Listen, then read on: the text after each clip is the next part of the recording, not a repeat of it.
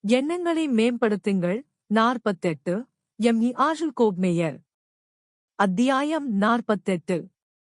உங்களை நீங்களே வெளிப்புறமாக்கிக் கொள்ளுங்கள். இது ஒரு உளவியல் நுட்பமாகும். இது சுயநினைவை நீக்கி நீங்கள் கனவு கண்டதை விட உங்களை மிகவும் பிரபலமாக்குகிறது.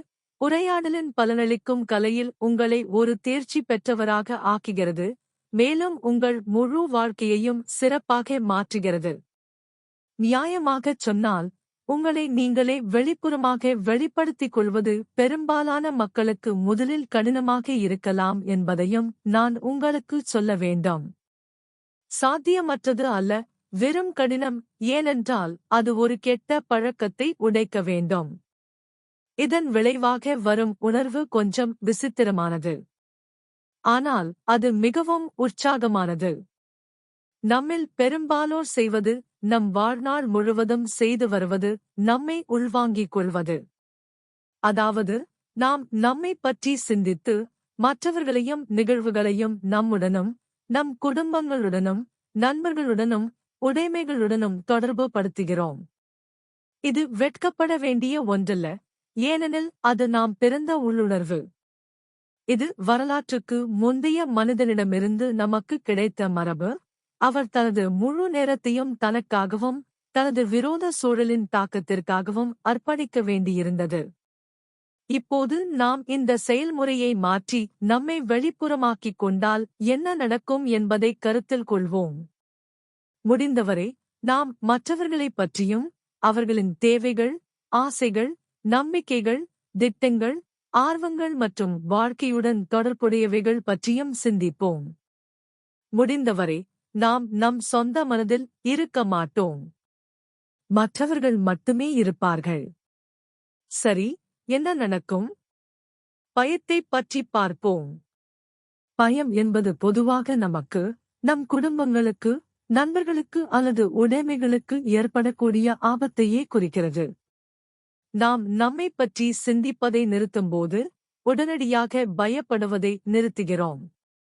இவ்வாறு பயத்தையும் அதனுடன் தொடர்புடைய பதட்டம் மற்றும் கவலையையும் நீக்குகிறோம். உதாரணமாக, அந்நியர்களைச் சந்தித்து பேசுவதற்கான பயத்தை எடுத்துக் கொள்ளுங்கள். நாம் சுய உணர்வுள்ளவர்கள், நாம் ஏற்படுத்தக்கூடிய மோசமான அபிப்பிராயத்தை பற்றிய பதட்ட உணர்வை உணர்கிறோம். இதனால் நமது சுய பிம்பத்தை சேதப்படுத்தலாம். ஆனால் சுய உணர்வை மற்றவர்கள் உணர்வுக்கு மாற்றவும், உங்கள் சுய பிம்பத்தின் மீதான கவலையை நீக்கவும், உங்களைப் பற்றிய பயத்திற்கான நிலைமைகள் மறைந்துவிடும். நீங்கள் நிதானமாகவும், தொந்தரவு இல்லாதவராகவும், பயப்படாதவராகவும் இருக்கிறீர்கள். வெளிப்படையாக, நீங்கள் உருவாக்கும் அபிப்பிராயம் பெரிதும் மேம்படும்.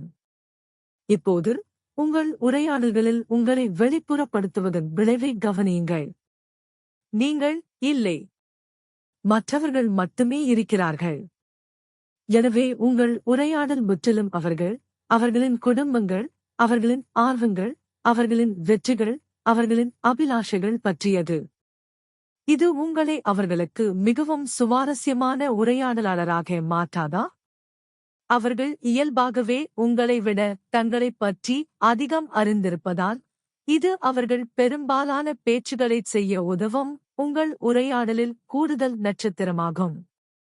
வாழ்க்கையைப் பற்றிய உங்கள் முழு அணுகுமுறையையும் வெளிப்புறமாக கருதுவோம்.